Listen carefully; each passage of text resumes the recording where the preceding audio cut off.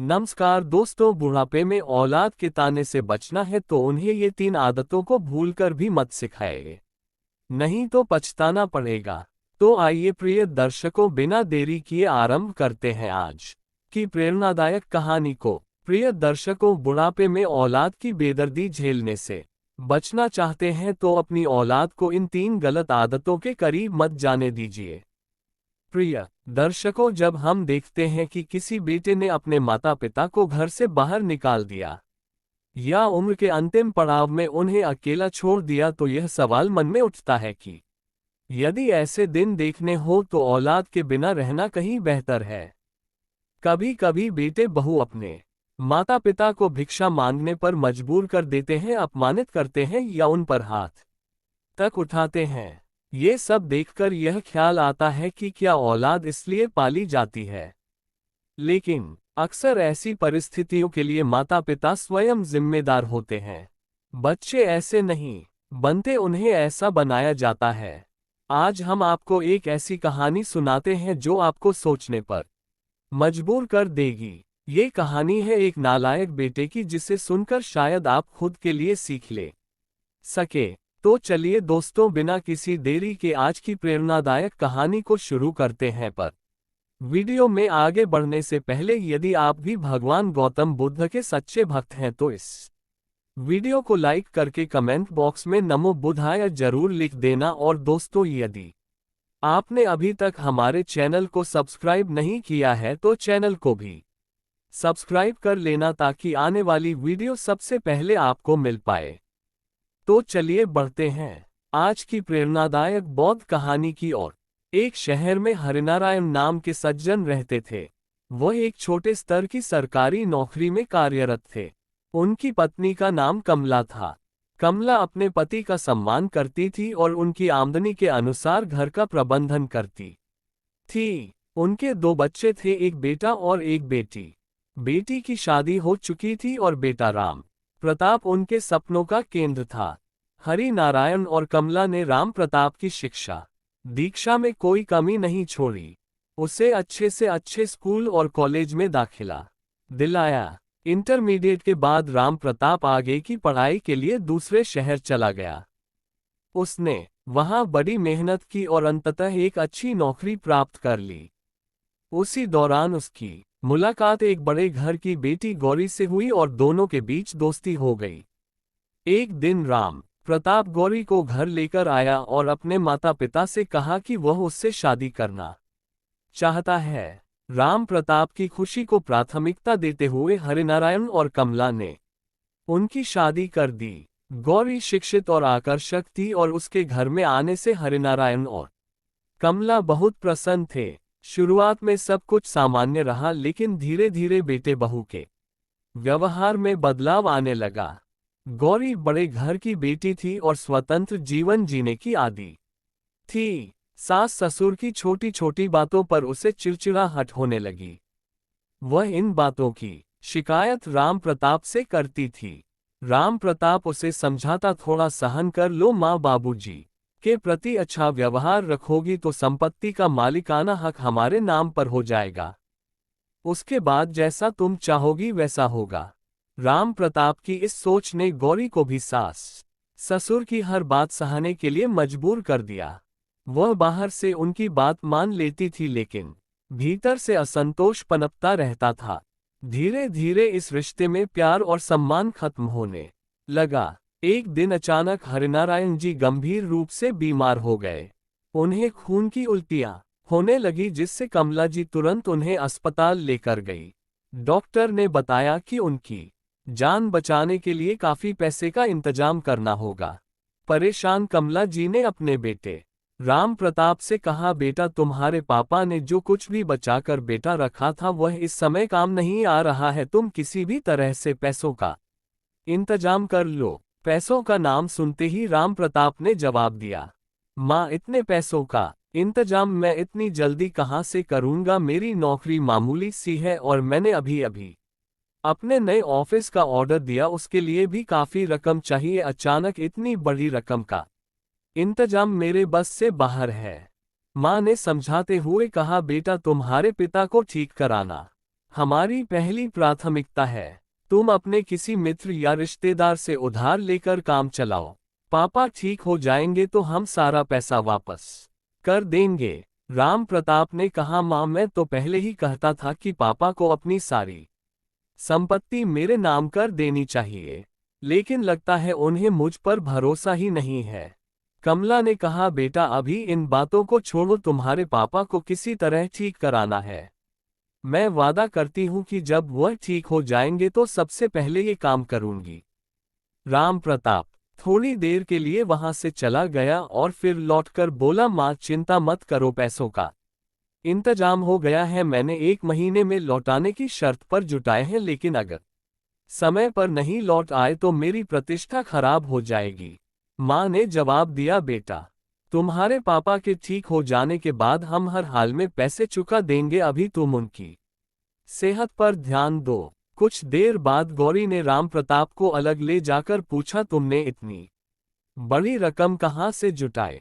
राम प्रताप ने जवाब दिया, मैंने किसी से उधार नहीं लिया है, यह मेरे ही पैसे हैं, लेकिन पापा के इलाज पर यह खर्च करना हमारे लिए फायदेमंद होगा। माँ इन पैसों को उधार मानकर जल्द ही संपत्ति हमारे नाम करवा देगी, इस तरह हमें पापा की पूरी जायदाद भी मिल जाएगी और मैं अपने ऑफिस का मालिक भी बन जाऊंगा। गौरी ने ये सुनकर हामी भर दी। कुछ दिनों तक हरिनारायण जी का इलाज अस्पताल में चलता रहा। उनकी हालत में सुधार होने के बाद कमला उन्हें घर ले आए। उन्हें ये पता था कि बेटे ने इलाज के पैसे उधार लेकर दिए हैं, इसलिए एक दिन उन्होंने हरि नारायण से कहा, हमारे बेटे पर काफी कर्ज हो गया है, क्यों ना आप अपनी संपत्ति उसके नाम कर दें। हरि नारायण ने जवाब दिया, कमला जरा सोचो, यही हमारी बुढ़ापे की पूंजी है, हम सब कुछ उसे अभी से देकर खुद को बेबस नहीं बना सकते, और फिर जो कुछ भी मेरा है वह अंत में तो राम प्रताप का ही होगा। कमला ने समझाते हुए कहा, तुम्हें ये समझना चाहिए, आज हमारे बेटे ने तुम्हारे इलाज के लिए कर्ज लिया है, हमें उसकी मदद करनी चाहिए। कल को हमें जरूरत पड़ेगी तो वही हमारा सहारा बनेगा। कमला के बार बार कहने पर हरिनारायण ने आखिरकार अपनी सारी संपत्ति बेटे के नाम कर दी। संपत्ति नाम होने के बाद राम प्रताप और गौरी का व्यवहार तेजी से बदल गया। एक दिन कमला ने गौरी से कहा, बहू अपने पापा के लिए दलिया बना दो।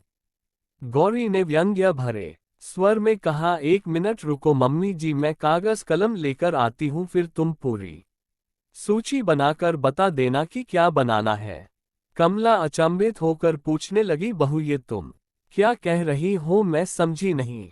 गौरी तपाक से बोली, अरे बुढ़िया, थोड़ा दिमाग भी चलाया करो, क्या आप लोगों को लगता है कि यह घर कोई होटल है और मैं किसी होटल की वेट्स हूँ जो आपके ऑर्डर लेती रहूंगी। गौरी ने गुस्से में कहा, अगर पापा जी को दलिया चाहिए तो तुम अपने हाथ से क्यों नहीं बना सकते, हर बार मुझसे ही क्यों कहना पड़ता है इतना। बोलकर गौरी अपने कमरे में चली गई। कमला अपने पति हरिनारायण से बोली, लगता है बहू पूरे दिन के काम से थक गई है, इसलिए इतना चिड़ी है, आप चिंता मत करें, जैसे ही उसका गुस्सा शांत होगा वह आकर माफी मांग लेगी। फिर उन्होंने कहा, आज मैं आपके लिए खुद दलिया बना देती हूँ। ये कहकर कमला ने दलिया बनाया और अपने पति को खिला दिया। कमला समझ रही थी कि बहू ने ऐसा क्यों कहा, लेकिन वह अपने पति को इसका आभास होने नहीं देना चाहती थी। अगले दिन कमला ने हरिनारायण से पूछा, आज आपके लिए क्या बनाऊं? हरिनारायण ने कहा, तुम क्यों परेशान होती हो, बहू है ना। इस पर कमला बोली, बहू सुबह से बहुत सारे काम करती है, मैंने सोचा बार बार उसे क्यों परेशान करूं, इतना काम तो मैं भी कर सकती हूं। हरिनारायण समझ गए कि कल की बहू की डांट के कारण कमला ये सब खुद करने की कोशिश कर रही है। उन्होंने कहा, तुम जो भी बनाओगी मैं खा लूंगा। इसके बाद कमला रसोई में गई, लेकिन वहां पहुंचकर चौंक गई, अरे ये क्या, रसोई पर ताला लगा हुआ है। उन्होंने सोचा, आज तक तो कभी रसोई पर ताला नहीं लगा, ये क्या हो गया। कमला ने गौरी को आवाज दी। गौरी ने तपाक से जवाब दिया, मम्मी जी इतना क्यों चिल्ला रही हो। कमला ने पूछा, आज तक रसोई और पूजा घर पर ताला नहीं लगा, यह आज क्या हो गया। गौरी बोली, अब ताला लगाना जरूरी हो गया है, क्योंकि इस घर में मेंढो भूखे जानवर रहते हैं जिन्हें हर समय भूख लगी रहती है। अब ये घर कोई मंदिर का भंडारा नहीं है कि बार बार खाना परोसा जाएगा, इसलिए मैंने ताला लगा दिया। कमला बोली, तो अब हम तुम्हारी नजर में जानवर हो गए हैं? गौरी ने जवाब दिया, और नहीं तो क्या, मैं आपकी भूख से तंग आ चुकी हूं। अब मैं तय करूंगी कि आपको कब और क्या खाना मिलेगा। गौरी की यह बातें सुनकर कमला का खून खोल उठा। उन्होंने कहा, तेरी यह हिम्मत कि हमें जानवर बोले और हमारे खाने का हिसाब रखे? ये घर हमारा है और हम इतने गरीब नहीं कि खाना नाप तौल कर खाएं। जब राम प्रताप को पता चलेगा तो वह तुम्हें सही सबक सिखाएगा। गौरी बोली, मुझे आपकी धमकियों से डर नहीं लगता। राम प्रताप को सब पता है, इसी वजह से उन्होंने आपकी सारी संपत्ति अपने नाम करा ली। अब आप लोग हमारे अधीन हो। और हाँ, अब इस घर में मुफ्त का खाना नहीं मिलेगा। पापा बीमार हैं, लेकिन आप तो स्वस्थ हैं। अब पूरे घर का काम आप ही करेगी, वरना आपको बाहर निकालने में हमें जरा भी वक्त नहीं लगेगा।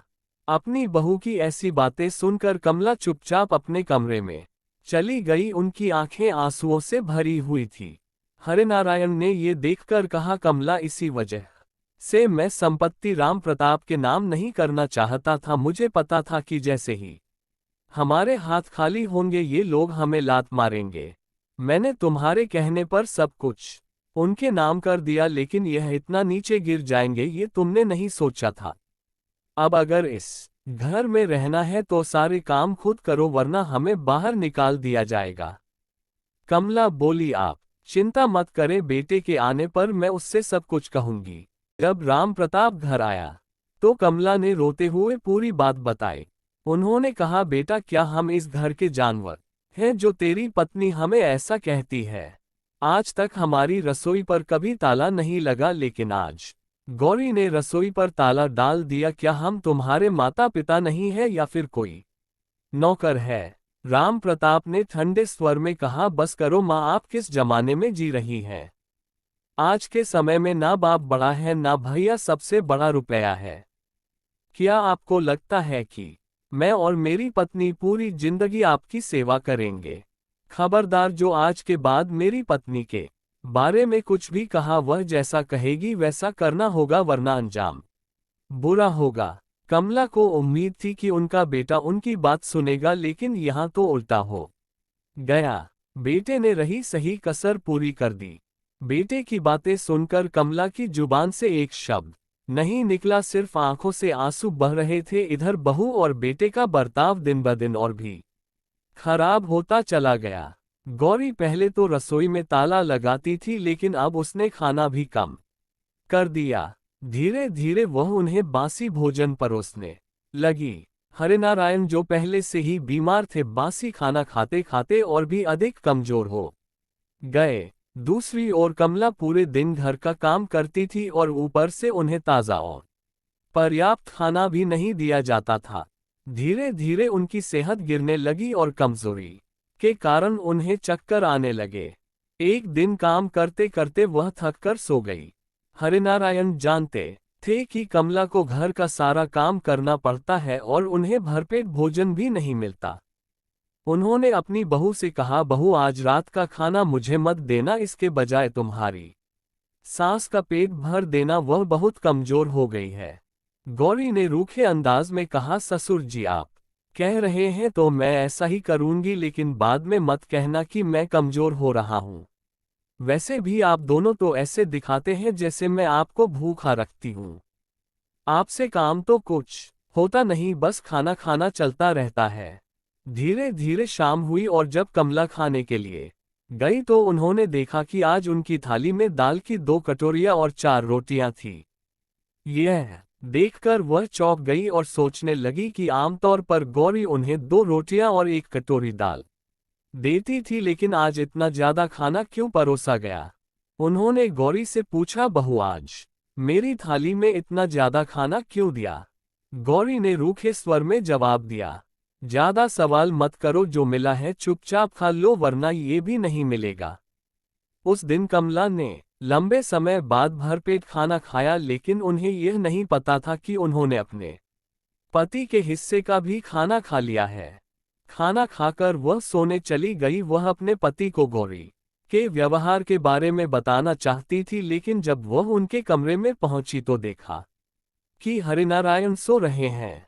उसने सोचा कि सुबह बात कर लूंगी और अपने कमरे में चली गई। अगली सुबह जब कमला अपने पति के कमरे में गई तो उन्होंने देखा कि हरिनारायण चारपाई से नीचे गिरे पड़े हैं और उनके मुंह से खून बह रहा है। ये देख कमला घबरा गई। उन्होंने तुरंत अपने बेटे को सूचना दी और उन्हें अस्पताल में भर्ती कराया। बेटा अपने पिता को सरकारी अस्पताल में छोड़कर वापस चला गया। डॉक्टर ने कहा अगर इन्हें समय पर खून नहीं चढ़ाया गया तो इनका बचना मुश्किल है। कमला परेशान थी क्योंकि उनके पास पैसे नहीं थे। अंततः वह बेटे के ऑफिस पहुंच गई। वह ऑफिस के बाहर बैठकर बेटे का इंतजार करने लगी। उसकी बूढ़ी आंखें दरवाजे की ओर टकटकी लगाए देख रही थी। समय बीतता गया और घुटनों में दर्द होने लगा। एक चपरासी ने ये देखा और उन्हें कुर्सी पर बैठने को कहा। कमला ने उसे आशीर्वाद दिया। कुछ देर बाद राम प्रताप अपनी बड़ी गाड़ी में ऑफिस पहुंचा। जैसे ही वह गाड़ी से उतरा कमला दौड़कर उसके गले लग गई और फूट फूट कर रोने लगी। अपनी मां को फटे पुराने कपड़ों में देखकर राम प्रताप को शर्मिंदगी महसूस हुई। उसने मां को झटकते हुए कहा कौन है ये बूढ़ी और यहाँ क्या कर रही है। चपरासी बोला सर ये बहुत देर से आपका इंतजार कर रही हैं। राम प्रताप गुस्से में चिल्लाया क्या तुम्हारा दिमाग खराब है, किसी को भी ऑफिस में बैठा लेते हो। यह ऑफिस है भिखारियों का अड्डा नहीं। इसे पैसे देकर भगा दो। पता नहीं कैसे कैसे लोग बेशर्मी से चले आते हैं। बेटे के मुंह से ऐसी बातें सुनकर कमला का दिल टुकड़े टुकड़े हो गया। उन्होंने कहा बेटा तुम सही कह रहे हो, मैं भिखारी हूं। आज मैं तुम्हारे पिता की जान बचाने के लिए भीख मांगने आई हूं। अगर हो सके तो मदद कर दो। डॉक्टर ने खून चढ़ाने को कहा है और तुम्हारे पिता इस समय अस्पताल में मौत से लड़ रहे हैं। इतना कहते हुए कमला राम प्रताप के पैरों में गिरकर गिड़गिड़ाने लगी। राम प्रताप ने गुस्से में उनका हाथ पकड़ा और उन्हें किनारे ले गया। राम प्रताप अपनी मां से कहता है सुनो बुढ़िया, ना तो मेरे पास इतना समय है और ना ही उस बूढ़े को बचाने के लिए खून देने का इरादा। कमला हाथ जोड़कर विनती करती है बेटा इस समय मेरी मदद कर दो। मैं अपने शरीर का हर कतरा बहाकर तुम्हारा कर्ज चुका दूंगी। अगर तुम्हारे थोड़े से खून देने से तुम्हारे पिता की जान बच सकती है तो उन्हें बचा लो। प्रताप गुस्से में चिल्लाते हुए कहता है अरे जा भिखारिन, यहां से तुझे एक बार क्या बात कर ली, अब तू पीछा ही नहीं छोड़ रही। उसने 10 के नोटों की एक गड्डी कमला जी के मुंह पर फेंकते हुए कहा मेरे पास इससे ज्यादा कुछ नहीं है। इतना कहकर वह वहां से चला गया। वहां मौजूद गार्ड ये सब देख रहा था। कमला जी की हालत देखकर उसे दुख हुआ और उसकी आंखों में आंसू आ गए। उसने आगे बढ़कर कमला को उठाया, उन्हें पानी पिलाया और पूछा माँ जी क्या राम प्रताप सर सच में आपके बेटे हैं। कमला जी ने अपनी पूरी व्यथा उसे सुनाई। उनकी दर्द भरी कहानी सुनकर गार्ड का दिल दहल गया। उसने उन्हें ढांढस बंधाया और उनके हाथ अपने हाथों में लेकर कहा माँ जी चिंता मत कीजिए, सब ठीक हो जाएगा। बताए मैं आपका बेटा हूँ, मैं आपके लिए क्या कर सकता हूँ। अगर बाबूजी को खून की जरूरत है तो मैं अपना खून देने को तैयार हूँ। थोड़ी देर बाद जब राम प्रताप अपनी बैठक खत्म करके बाहर आया तो उसने अपनी माँ को वहीं बैठे देखा। ये देखकर वह गुस्से से भर गया। उसने कमला का हाथ पकड़ा और वहां से खींचकर ले जाने लगा। वह मन ही मन सोच रहा था कि इस बूढ़ी को यहाँ से हटाना होगा, वरना मीटिंग के मेहमानों के सामने अगर यह कुछ बोल पड़ी तो उसकी बेइज्जती हो जाएगी। जैसे ही वह अपनी मां को घसीटते हुए ले जा रहा था, पीछे से गार्ड ने आकर राम प्रताप के गाल पर जोरदार थप्पड़ मार दिया। थप्पड़ की आवाज इतनी तेज थी कि ऑफिस के अंदर काम कर रहे सभी कर्मचारी बाहर आ गए। सभी ने राम प्रताप को अपनी मां के साथ दुर्व्यवहार करते देखा और उसे भला बुरा कहने लगे। राम प्रताप ने गुस्से में कहा तेरी हिम्मत कैसे हुई अपने बॉस पर हाथ उठाने की, मैं अभी तुझे नौकरी से निकाल दूंगा। गार्ड ने तीखे स्वर में कहा। तुम क्या नौकरी से निकालोगे? मैं खुद ऐसी नौकरी को छोड़ना बेहतर समझता हूं जो अपने माता पिता का नहीं हो सकता, वह किसी का नहीं हो सकता। गार्ड की हिम्मत देखकर सब लोग हैरान रह गए। राम प्रताप गाल पकड़े खड़ा रह गया। गार्ड ने कमला का हाथ थामा और कहा, माँ जी, चलिए मैं अपना खून दूंगा। वह कमला जी को लेकर अस्पताल पहुंचा। डॉक्टर ने उसका खून हरिनारायण जी के खून से मिलाया और बताया कि दोनों का रक्त समूह एक ही है। गार्ड ने अपना खून हरिनारायण जी को चढ़ा दिया। कमला जी कुर्सी पर बैठकर उसे आशीर्वाद देने लगी। उस समय वह गार्ड उनके लिए किसी फरिश्ते से कम नहीं था। खून चढ़ने के बाद कमला ने गार्ड के पैर छुए तो गार्ड ने कहा, माँ जी, मेरे पैरों में गिरकर मुझे पाप का भागी मत बनाए। माँ का हाथ तो हमेशा बच्चों के सिर पर आशीर्वाद के लिए होता है। कमला जी ने गार्ड को थोड़े पैसे देते हुए कहा, बेटा, तुमने मेरे लिए अपनी नौकरी छोड़ दी, यह पैसे रख लो, तुम्हारे बच्चों के काम आएंगे। गार्ड ने विनम्रता से कहा, माँ जी, मेरी नौकरी की चिंता मत कीजिए, आप सुबह से यहाँ बैठी रो रही थी, आपने कुछ खाया भी नहीं होगा, पहले मैं आपके लिए खाने का इंतजाम करता हूँ। कमला की आंखों में आंसू थे, ऐसा लग रहा था कि उन्हें उनका सच्चा बेटा मिल गया हो। एक अजनबी होकर भी गार्ड ने हरिनारायण जी की जान बचाई, जबकि उनका अपना बेटा राम प्रताप उन्हें भिखारी कहकर घर से निकाल चुका था। थोड़ी देर बाद गार्ड खाना लेने गया और इधर डॉक्टर अपने केबिन से बाहर आई। उसने कमला जी को बताया, माँ जी, हमें खेद है, हम आपके पति को बचा नहीं पाए। यदि खून का इंतजाम 2 घंटे पहले हो जाता तो शायद उनकी जान बच सकती थी। ये सुनते ही कमला को ऐसा महसूस हुआ जैसे किसी ने उन पर भारी आघात कर दिया। उन्होंने अंदर जाकर देखा तो हरिनारायण बिल्कुल शांत पड़े हुए थे। कमला की आंखें पूरी तरह सूखी थी, वह पत्थर की मूर्ति की तरह अपने पति के पास बैठ गई। उसी समय उनकी बेटी कमला का फोन आता है। फोन उठाते हुए कमला ने अपनी बेटी को बताया, बेटा, तुम्हारे पापा अब इस दुनिया में नहीं रहे। अच्छा हुआ जो मेरी मृत्यु से पहले ही चले गए, अगर मैं पहले मर जाती तो मेरी आत्मा को शांति नहीं मिलती। कमला ने जवाब दिया, माँ, क्या सचमुच पापा चले गए? कल रात वह मुझे कह रहे थे कि बेटा अपनी माँ का ध्यान रखना। बेटी ने कहा, माँ, मैं जल्द ही वहां पहुंच रही हूं, मुझे 2 दिन लगेंगे। दोस्तों, शाम तक हरि नारायण का अंतिम संस्कार हो गया। कमला विदेश में रहती थी, इसलिए वह उस दिन नहीं आ सकी। जब गौरी ने सुना कि अगले दिन उनकी नंदा रही है तो उसने अपने पति राम प्रताप से कहा, पता नहीं वह आकर क्या करेगी जब उसे सब कुछ पता चलेगा कि बाबूजी की जान हमारे कारण चली गई। राम प्रताप ने कहा, पर उसे बताएगा कौन कि बाबूजी हमारे कारण मरे हैं? गौरी ने जवाब दिया, आपकी माँ उसे जरूर बता देगी। राम प्रताप ने कहा, तुम चिंता मत करो, मैं इस बुढ़िया को उसी बुढ़े के पास भेज दूंगा। कमला कल आएगी, हम आज ही इसका इंतजाम कर लेते हैं, फिर हमें किसी से डरने की जरूरत नहीं होगी।